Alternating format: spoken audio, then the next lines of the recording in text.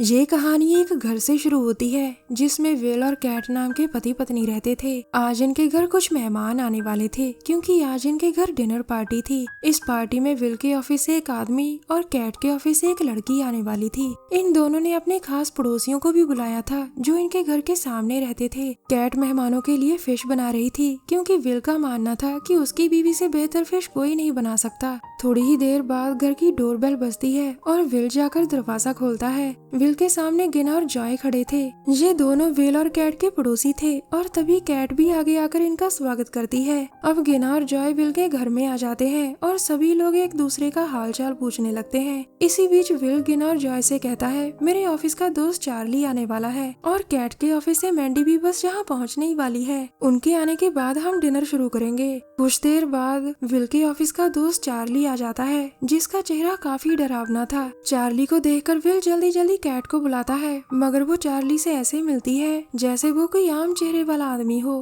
Cat के पीछे पीछे गिना भी चार्ली से मिलने आती है और वो उसका चेहरा देखकर बहुत हैरान होती है। आखिर में जॉय भी चार्ली से मिलने आता है और वो उसका चेहरा देखकर हक्का बक्का रह जाता है। अचानक तभी डोरबेल बजती है और अब घर में मैंडी दाखिल होती है। मैंडी कैट के ऑफिस में काम करती थी और वो उसकी अच्छी सहेली थी। घर में आते ही मैंडी की नजर चार्ली पर पड़ती है और पता नहीं कैसे उसे पहली नजर में ही चार्ली से प्यार हो जाता है। जैसे ही वो चार्ली से हाय कहती है तभी चार्ली भारी आवाज में चिल्लाता है। उसकी चीख इतनी भारी थी कि घर में पड़ा कांच कांपने लग गया था। चार्ली की भारी और डरावनी चीख सुनकर जॉय और भी डर जाता है और तभी उसकी बीवी उसे शांत रहने को कहती है। दरअसल चार्ली के डरावने चेहरे का राज कोई नहीं जानता था और न ही किसी में इतनी हिम्मत थी कि वो चार्ली से पूछ सके। चार्ली बोल भी नहीं सकता था, वो अपनी बात चीख कर ही बताता था। कभी कभी वो अपनी बात दूसरों को ऐसे समझाता था जिसे देखकर आम आदमी और भी डर जाता था। थोड़ी ही देर बाद चार्ली वॉशरूम में जाता है और अपने सामने पड़े माउथ वॉश को उठाकर पूरा पी जाता है। दूसरी तरफ जॉय गिना से कह रहा था कि हमें अपने घर चलना चाहिए, मुझे चार्ली ठीक आदमी नहीं लग रहा। लेकिन गिना उसे समझाते हुए कहती है,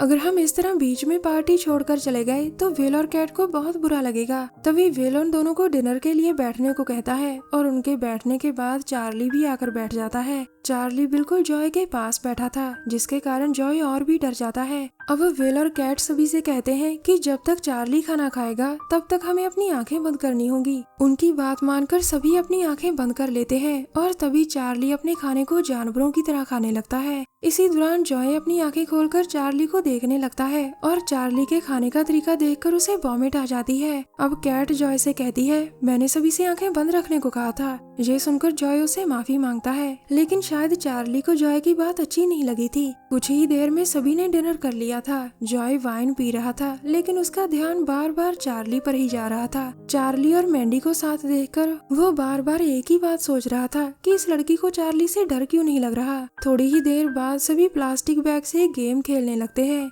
मैंडी इस समय वॉशरूम में थी और इसी बीच जॉय गुस्से में आकर चार्ली को बदसूरत कह देता है। इससे पहले चार्ली उसे कुछ कह पाता तभी घड़ी में 12 बज जाते हैं। अचानक तभी मैंडी अजीब से कपड़े पहनकर सभी के सामने आती है जिसे देखकर जॉय कहता है, इस लड़की का दिमाग पूरा हिल चुका है। ये एक बदसूरत आदमी को खुश करने के लिए खुद भी बदसूरत बनकर आ गई है। जॉय की बात सुनकर चार्ली को बहुत गुस्सा आता है और वो एक ही झटके में उसका गला पकड़ लेता है। वो उसका गला इतनी जोर से दबाता है कि वो फट जाता है और जॉय की मौत हो जाती है। उसी पल कैट गिना के सिर पर वार करती है जिसके बाद वो बेहोश हो गई थी। अब कैट जल्दी जल्दी चार्ली से कहती है, अगर मेरे पड़ोसियों की बातें आपको बुरी लगी हो तो उनकी तरफ से मैं माफी मांगती हूँ। कैट की बात सुनकर चार्ली उसे माफ कर देता है और तभी विल मैंडी के पास आता है। विल के हाथ में एक बड़ा सा चाकू था और वो उस चाकू से मैंडी का गला काट देता है। अगले दिन सुबह चार्ली ने जाने से पहले कैट और विल के लिए एक खत छोड़ा था। इस खत में लिखा था, रात का खाना बहुत अच्छा था विल, तुम लोगों ने जो ताजा ताजा इंसानी मांस खिलाया उसके लिए मैं धन्यवाद करता हूँ। दरअसल चार्ली एक आदमखोर शैतान था। विल और कैट उसे मानते थे,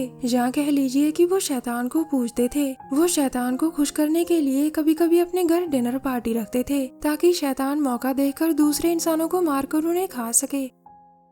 ये कहानी जैक नाम के एक लड़के से शुरू होती है जो शहर के बीचों बीच स्टैचू बनकर खड़ा था। जैक के आसपास बहुत सारे ज़ॉम्बीज़ थे और वो लोगों को पकड़कर उन्हें खा रहे थे। दरअसल कुछ देर पहले शहर में सब कुछ ठीक था लेकिन पता नहीं अचानक कहां से बहुत सारे ज़ॉम्बीज़ आ जाते हैं और वो आते ही लोगों को खाने लग जाते हैं। जैक के सामने एक ज़ॉम्बी खड़ा था और वो बहुत गौर से जैक को देख रहा था। दरअसल वो जैक को स्टैचू समझ रहा था और इसी कारण जैक अभी तक जिंदा था। वैसे जैक को भी अच्छी तरह से पता था कि अगर वो जरा सा भी हिला तो उसके सामने खड़ा ज़ॉम्बी उसे खा जाएगा। हालांकि वो अंदर से काफी डरा हुआ था, लेकिन फिर भी वो स्टैचू बनकर खड़ा रहता है। अचानक तभी बेन नाम का एक आदमी दौड़ता दौड़ता जैक के पास आता है, जिसे देखकर जैक के सामने खड़ा ज़ॉम्बी उसे पकड़ लेता है। ज़ॉम्बी के जाने के बाद जैक चैन की सांस लेता है, लेकिन तभी उसके सामने बहुत सारे ज़ॉम्बीज बेन को खाने लग जाते हैं। बेन की मौत देखकर जैक इतना डर जाता है कि उसकी पैंट गीली हो जाती है। बेचारा जैक, इससे पहले वो खुद को संभाल पाता तभी ज़ॉम्बीज उस पर बेन की आंतड़ियां निकाल कर फेंक देते हैं। आंतड़ियां देखकर जैक का मन इतना खराब होता है कि उसे वॉमिट आने लगती है, मगर जैक को तो पता था कि अगर उसने वॉमिट की तो ज़ॉम्बीज उसकी भी आंतड़ियां निकाल देंगे।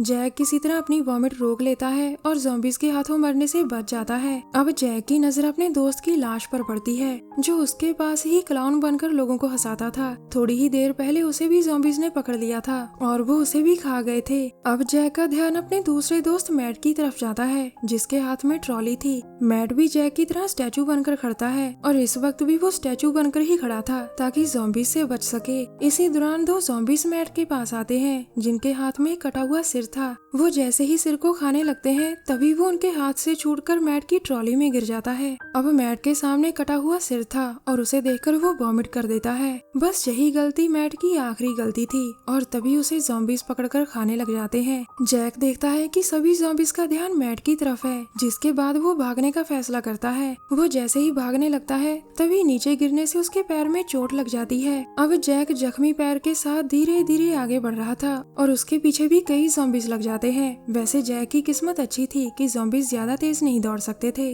अगर वो तेज दौड़ सकते तो जैक को कब का खा चुके होते। इसी बीच जैक को छुपने के लिए एक जगह मिल जाती है, जिसके बाद ज़ॉम्बीज उससे आगे निकल जाते हैं। उनके जाने के बाद जैक को लगा कि वो बच गया, लेकिन इस शहर के चप्पे चप्पे में ज़ॉम्बीज ही ज़ॉम्बीज थे। कहानी के आखिर में ज़ॉम्बीज जैक को भी पकड़ लेते हैं और उसे भी खा जाते हैं।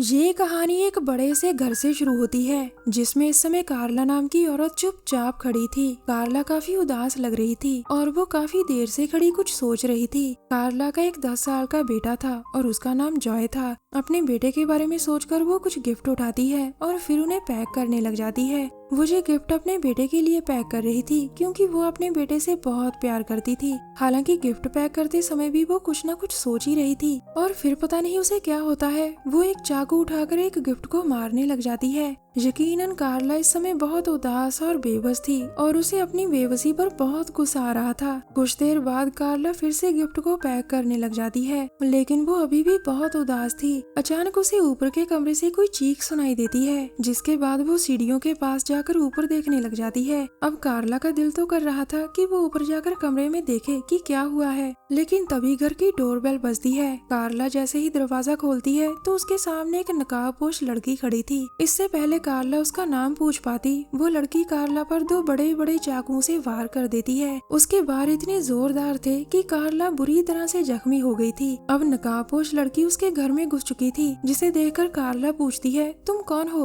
और मुझसे क्या चाहती हो? इसके जवाब में लड़की बताती है, मेरा नाम लीजा है और मैं तुम्हारे घर चोरी करने आई हूँ। मैंने तुम्हारे घर की खिड़कियों से देखा था कि घर में तुम अकेली हो। तुम्हें अकेला देख रही मैंने जहाँ चोरी करने का फैसला किया। इतना कहकर वो एक गिफ्ट उठाती है और फिर वो उस गिफ्ट से कार्ला के चेहरे पर इतने वार करती है कि कार्ला की मौत हो जाती है। कार्ला की मौत के बाद लीजा घर में पड़े गिफ्ट देखने लगती है और इसी बीच एक गिफ्ट पर लगी स्लिप नीचे गिर जाती है। लीजा की नजर जैसे ही स्लिप पर पड़ती है तो वो उसे उठा लेती है। ये वही स्लिप थी जो कार्ला तैयार कर रही थी। स्लिप के पीछे कार्ला ने लिखा था, मेरी मदद करो, हमारे घर में एक बुरा आदमी रह रहा है। उसने मुझे और मेरे बेटे को कई दिनों से बंदी बना रखा है। स्लिप पढ़कर लीजा बहुत हैरान होती है और तभी उसके पीछे एक आदमी आकर कहता है, जॉय लगता है कि तुम्हें तुम्हारी नई मॉम मिल गई है। ये सुनकर लीजा काफी डर गई थी, लेकिन जॉय बहुत खुश होता है। दरअसल इस बुरे आदमी का नाम टॉम था और वो कई दिनों से कार्ला के घर में ही रह रहा था। वो पूरा दिन जॉय को अपने पास एक कमरे में रखता था ताकि कार्ला भागने की या पुलिस को बुलाने की कोशिश ना करे। वैसे देखा जाए तो एक तरफ कार्ला थी, जिसे दिन रात अपने बेटे की चिंता लगी रहती थी कि वो उसे टॉम से कैसे आजाद करवाए। उसने जॉय को छुड़ाने के लिए ही स्लिप पर मदद मांगी थी।